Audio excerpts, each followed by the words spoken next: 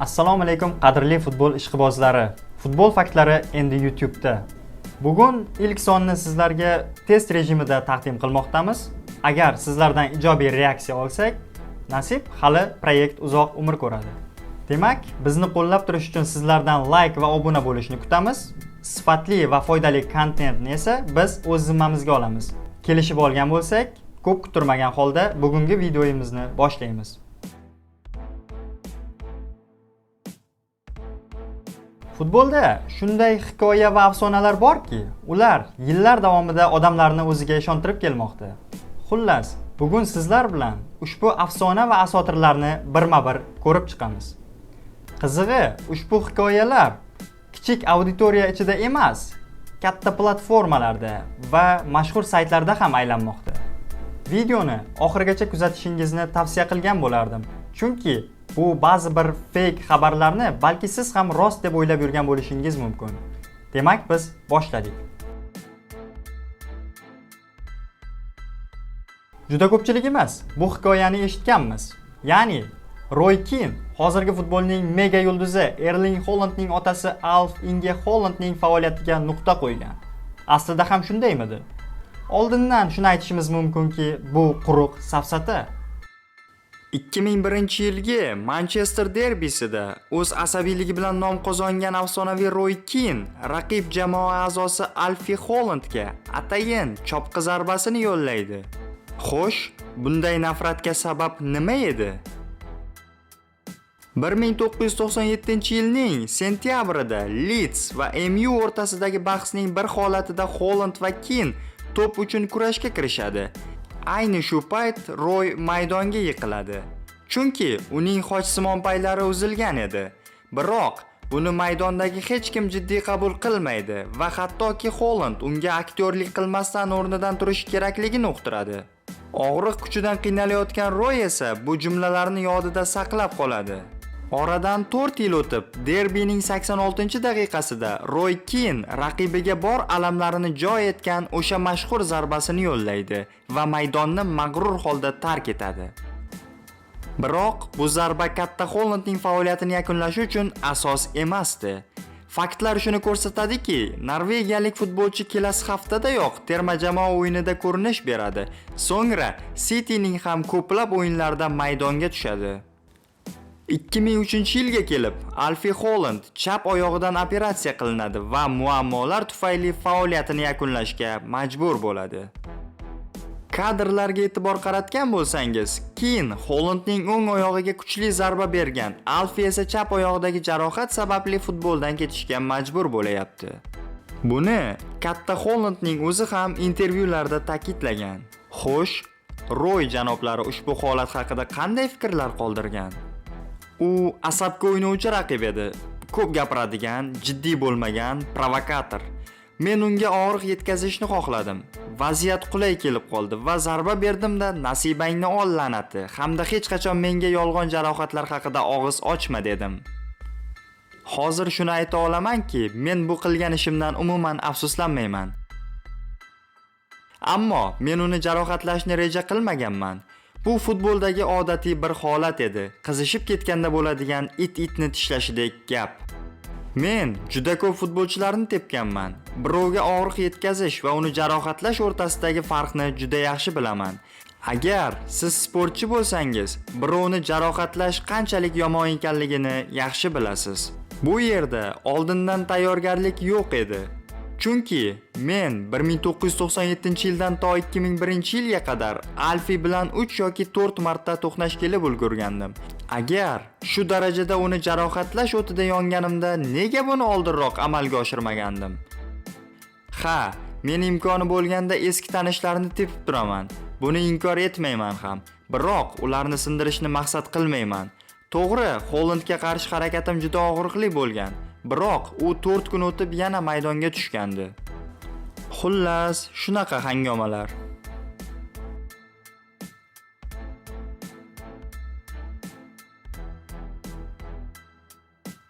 Nega biz ushbu olamshumul seyfni futboldagi to'qima afsonalar orasiga qo'shdik?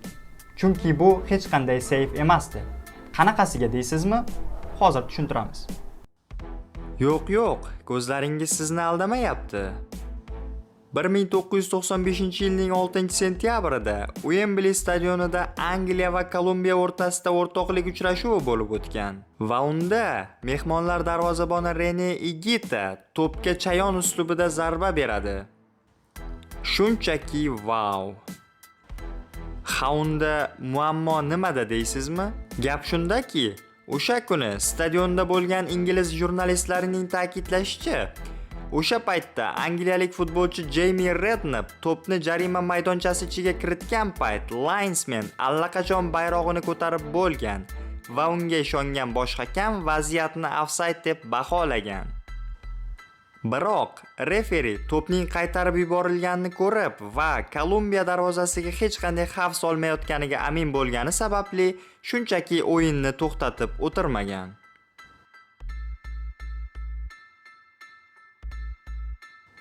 Lekin xudo ko'rsatmasin, Higuita qovun tushirib ushbu zarbani o'tkazib yuborganda ham gol hech qanaqasiga hisoblanmas edi.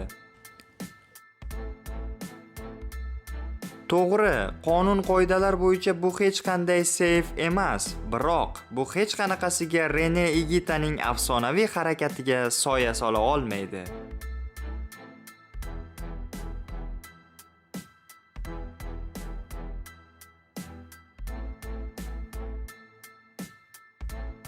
Barselonaning eng shonli davrlarida klub darvozasini qo'riqlagan Victor Valdez professional faoliyati davomida birorta futbolchidan hat-trick qabul qilib olmagan qabilidagi faktni balki siz ham eshitgandirsiz. Xo'sh, bu rostmi? Afsuski, bu ham to'qima afsonalar sirasiga kiradi.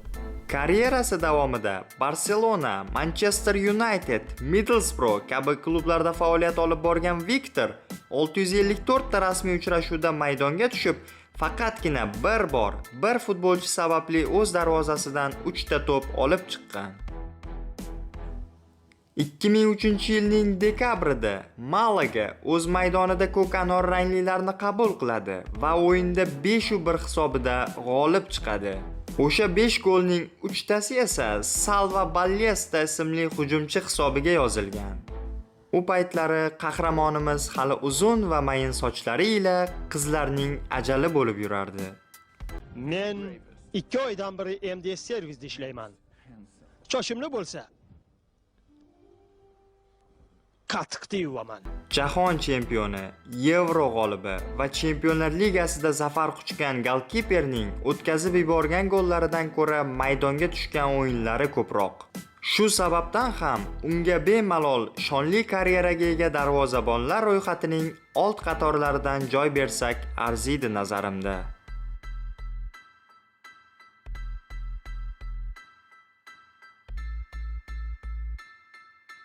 ...2002-yilgi Mundial nimchorak finalida Janubiy Koreya Italiyani turnirdan chiqarib yuboradi. Qizig'i, o'sha g'alaba golini urgan futbolchi o'sha paytda aynan Italiyaning Perugia klubida o'ynardi. Bo'lib o'tgan ishdan so'ng darg'azab italiyaliklar aynan ushbu futbolchi bilan shartnomani bekor qilganligi haqida balki siz ham eshitgandirsiz. Xo'sh, voqea aslida qanday bo'lgandi? 21-asrning dastlabki mundiali qit'amizda o'tkazilgan va ikkita davlat mezbonlik qilgan ilk jahon birinchiligi bo'lib tarixga kirgan. Ochilish uchrashuvi Janubiy Koreyada o'tgan bo'lsa, finalga Yaponiya mezbonlik qilgan. O'sha turnir nimchoragida Janubiy koreyslar anchagina kuchli Grand terma jamoa Italiya bilan to'qnash kelib qoladi. O'yinning asosiy vaqti durang bilan yakuniga yetgan. Italyanlar Christian Vieri'ning 18-daqiqadagi goli orqali hisobni ochgan bo'lsa, mezbonlar 88-daqiqada Seoul tomonidan kiritilgan gol sababli muvozanatni tiklaydi. Ekstra taymlarning dastlabkisida esa mehmonlar yetakchisi Francesco Totti maydondan chetlatiladi. Hammasi penaltilar seriyasi tomon ketayotgandi. Biroq birinchi goldan so'ng Italiyaning Perugia klubida tuppa-tuzuk o'ynab turgan hujumchi Jung Hwan yana Osiyoga qaytib keladi. Bir balosi bo'lmasa, shudgorda quyruq naqilur, naqliga amal qilgan odamlar esa Xvan Italiyaga Niyojidinni urib qo'ygan goli sababli italyanlar tomonidan chopildi degan gap chiqaradi va hozirgacha shunday biladiganlar ko'p. Aslida esa Perugia Busan klubidan ijaraga olib turgan o'yinchisi bilan kelishuvni uzaytirish niyatida bo'lgan. Lekin koreyalik futbolchi o'z qaroriga ko'ra Yaponiyaning Shimizu klubiga o'tib ketgan. Balki italyanlarning ko'ziga qarashga uyalgandir yigit. Voya bilax. O'zimizniki bo'la turib o'zimiznikini o'g'irlaysanmi? Boqoq. Sol. Oshxonaga sol. Voy voy. Voy.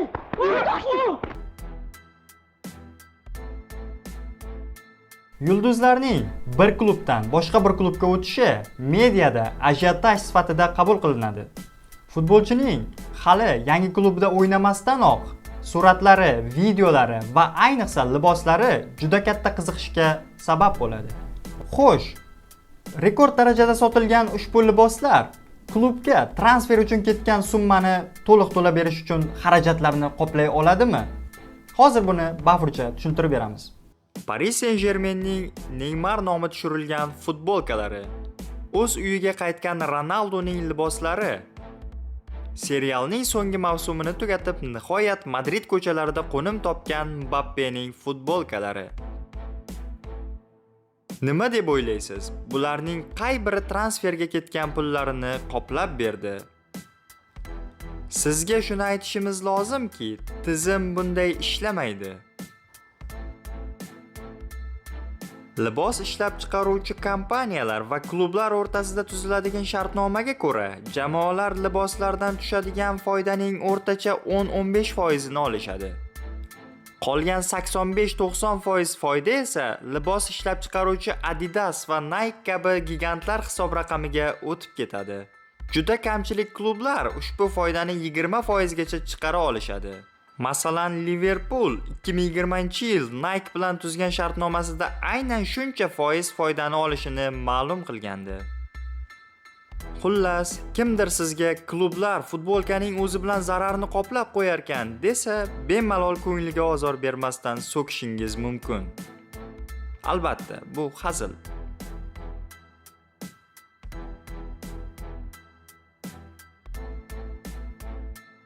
Bundan 2 yilcha ilgari ijtimoiy tarmoqlarda shunday bir iqtibos aylandi.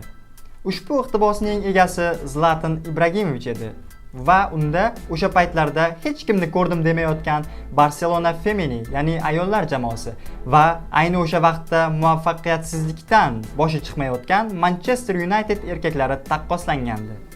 Unda aytilishicha, Barcelona ayollar jamoasi Manchester Unitedning erkaklarini bemalol mag'lub eta oladi va hattoki homilador ahvolida ham deyilgan. Bir qarashda barchasi mos tushadigandek, kibrning yuqori darajasiga chiqqan, barcha masalalarda o'zining o'zgacha fikriga ega hamda shu vaqtgacha juda ko'p jinnicha intervyularga ega inson. Shu sababdan ham o'zimizdagi ko'plab saytlar va rasmiy maqomga ega Telegram kanallar ham ushbu xabarni birin-ketin joylay boshlashdi. Biroq aslida birorta rasmiy nashr yoki saytda Zlatanning bunday intervyusi haqida ma'lumot yoki futbolchining o'zi bunday degani haqida video isbot topa olmaysiz. Chunki bunday gap rostdan ham bo'lmagan. Shunchaki qaysidir aqllining pista chaqib Vine ko'rib o'tirgan payt miyasiga shu fikr kelib qolgan va darhol bu so'zlarni Zlatan yozdi deya tweet joylagan. Bir ko'rganda odamning yuziga kulgu olib keladigan bu tweet esa yashin tezligida butun dunyoni aylanib qo'ydi. Bu xuddi Rossiya prezidenti Vladimir Putinning agar 2022-yilgi mundialda Rossiya qatnashmasa, demak, o'sha mundial ham o'tkazilmaydi degan fake iqtibosi kabi edi.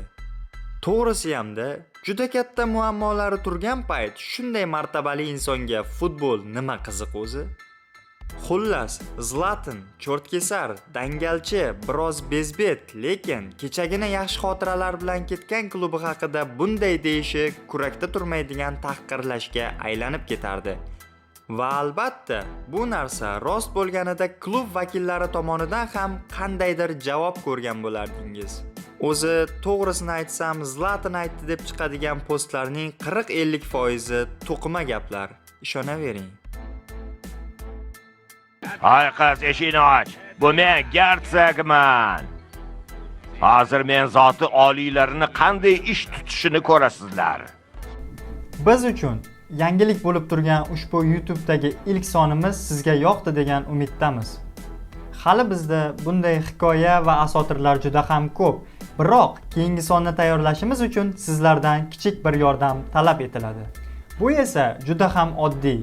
Shunchaki videoga like bosing, obuna bo'lish tugmasini bosing va izohlarda o'z fikringizni bo'lishing. Yuqorida aytganimizdek, sifatli va foydali kontentni biz o'z zimmamizga olamiz. Bizni ko'rishga sarflagan qimmatli vaqtingiz uchun rozi bo'lasiz degan umiddamiz. Keyingi sonlarda uchrashguncha azizlar.